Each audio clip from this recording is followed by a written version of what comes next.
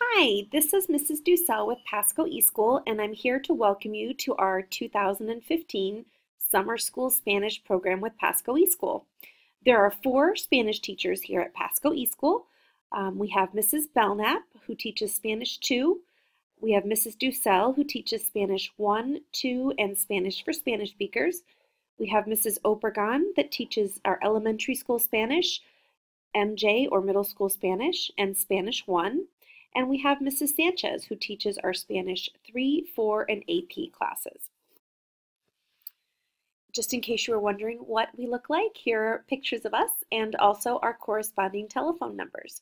Generally, you should contact your assigned teacher with questions for discussion-based assessments and with any monthly call needs or academic tutoring that you have. However, if your teacher is not in the office, or if you've been instructed to call another member of Team Spanish, here are our telephone numbers. All right, so the good news is you now have access to your course and you can get started right now. You can begin working immediately. One of the biggest requirements that we have is that you work on a weekly basis. What that means is that you must be turning in work at least one time every 7 days. The suggested minimum number of assignments, if you are not doing the summer pace, for the traditional year-round 18-week semester would be 5 assignments per week in middle school Spanish 1, Spanish for Spanish speakers, or Spanish 2, and 5 to 6 in Spanish 3, 4, or AP. However, this is a welcome call for our summer pace students, and your summer pace is going to look a little bit different. We're going to talk about that in just a minute, and your summer pace chart is always available via your home page. You always can work ahead, so no matter what pace chart you're following, if you're following our traditional pace chart, our summer pace chart, or our accelerated pace chart, you always can work ahead. We would ask that you do not work behind pace, but we always are willing to let you work ahead of pace. So special summer pace information. These are things that would be different than our students taking the course during the year. You do have some exemptions in Spanish 1 and Spanish 2 and Spanish 3 if you are taking our special summer pace. Those exemptions will be provided to you by your teacher and via a link from the home page of your course. Those exemptions are contingent upon you completing both semesters of the course over the summer. So between now and August 14th, you must complete both semesters of the course you are enrolled in to be eligible for your summer pace exemptions. Those are typically written assignments and voice activities, and they're specially selected by your teacher. So you'll get a list of what exemptions you may take if you are doing the summer pace. You are, however, going to be taking all tests, all quizzes, and all DBAs. It's mandatory that those are completed. You may not skip any assignments that are not on the exemption list, so you cannot choose to take a 0 or skip any assignments that are on your list to be eligible for the summer pace. This year, you must be completed with both semesters of your course by August 14th for summer credit. If you do not finish by the summer deadline, then you would be responsible to go back and complete all of the assignments that you were exempted from. There is a link from your home page to this special summer pace information. We have created a special website that gives you a list of your pace charts, a list of your exemptions, a list of your summer school checklist, which we're going to go over in a second, and all relevant summer pace documents. So the first thing you do if you are a summer pace student is go to your home page, click on the summer information link, and download a list of your exemptions. You then would submit these exemptions as explained to you in the document that's on your home page with a phrase saying that you are exempt per the summer pace. So we are going to be covering all of the information, and we are going to be covering the information in those topics. We are going to do it, however, in an alternative assignment. So you would, number 1, submit your summer pace exemptions. Number 2, you could either save or print your summer pace chart so you know what assignments to do and submit each week. You also probably should create a calendar. So this would include any planned vacations that you have or any time that you're going to be unavailable to work so that you can adjust your calendar accordingly and know what assignments to do each week. There is also a letter in our summer information link, and we are asking you to read and sign that agreement and return either by email, by texting a picture to your teacher, or by scanning and submitting back to your teacher an agreement saying that you understand all of these conditions and that you agree to adhere to them. The last thing to do to check off your checklist is staying on pace. If you have never taken an online class, I want to tell you a little bit about it. Online learning is a phenomenal way to study. It gives you a lot of flexibility, control, and freedom over when you study, where you study, and how you study. And that can be particularly important and valuable in the summer months. Online courses can be completed as quickly as you like. Our minimum is 2 weeks, but you can complete your course in anything over 14 days. So even if it's an 18-week course, you can do it in 10 weeks, you can do it in 3 weeks, you can do it in 6 weeks. You just cannot take any longer than 18 weeks or any fewer than 2 weeks. Pasco eSchool does require that you log in and complete assignments weekly. This is very important, even if you are ahead of pace. Now, if you are going to be taking a vacation, or you're going to be out of town, or you're going to be on a cruise or somewhere where you don't have internet for a week or so, and you get ahead before you leave and you let us know, that would be a special circumstance, and we could make that exception. Online courses do require that you, the student, take responsibility for staying on pace and working weekly. This is much different than in the classroom and definitely requires a level of maturity and responsibility and understanding that it is your responsibility to stay on pace. So that's something that's a little bit different than working in the classroom and something that's very important to know. The first 28 days that you are active in your Pasco eSchool course is referred to as your grace period. Anytime during these first 28 days, you can contact your instructor to drop the course with a withdraw no grade during that period. That's something very important to take note of, and to make sure that you're really working your course in the first 28 days to make sure that it's a good fit for you and that, that you've decided that it's something that you want to complete.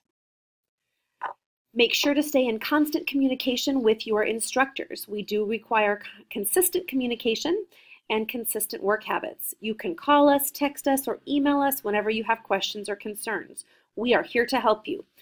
Again, we ask that you're submitting assignments each week. If a period of 7 days or more goes by that you are not working or in communication with us to let us know that there's a problem, you could potentially be dropped from the class.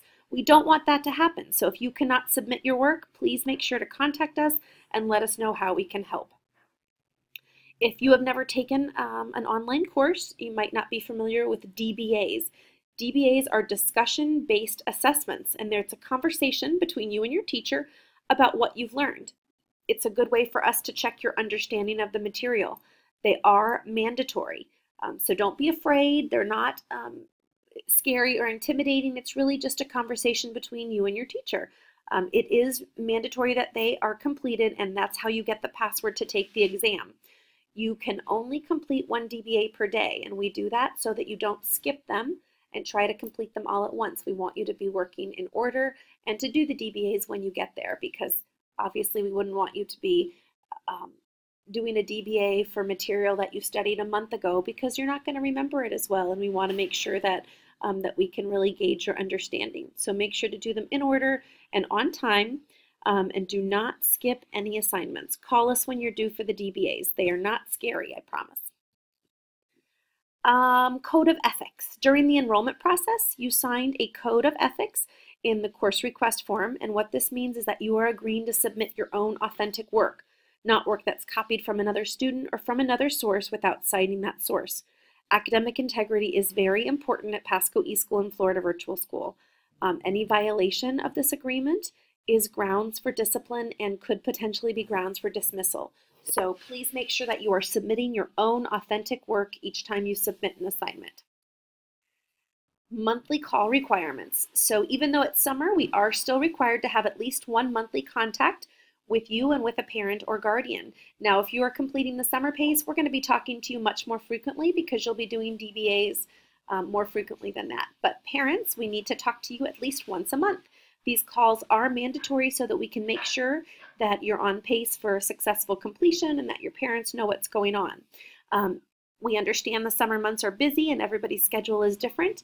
These can be completed via text or via email.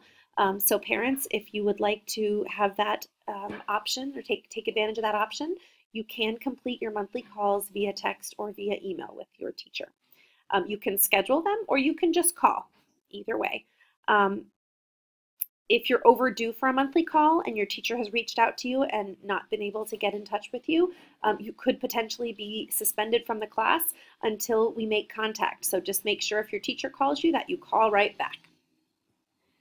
If you need help, if you find yourself struggling with a lesson, with a concept, with how to stay organized, with pacing, with computer issues, with anything at all, please reach out and help us and contact us. We would like to help you. We would like to help you overcome any of these issues so that you can be successful in this class. That is absolutely our goal. We will be having some in-person study sessions over the summer. We're going to be having a lot of live sessions, and there is the potential of some loaner laptops. If you are have a schedule that's very limited, we could be available to work with you on some evenings or weekends. However, during the summer, we mainly work in the morning and daytime hours. But if you do need evening or weekend hours, make sure to make special arrangements with your teacher. And lastly, you can get an A in this class. Most assignments and even some tests can be retaken until you get the grade that you want. So talk to your teacher about resubmitting if that's something you would like to take advantage of.